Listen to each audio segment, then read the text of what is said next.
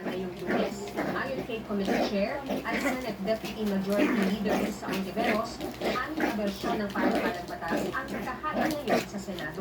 Sa kanyang bersyon, lahat ng nagsasama ng couple hindi maaaring tumakbo sa halalan.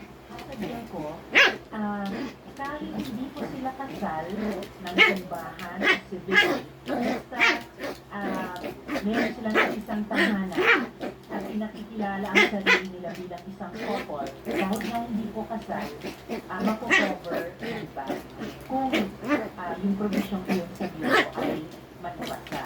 Ibubok sa pagtitipon ang mga pinatawan ng lokal na pamahalaan, akademya, civil society organizations at simbahan.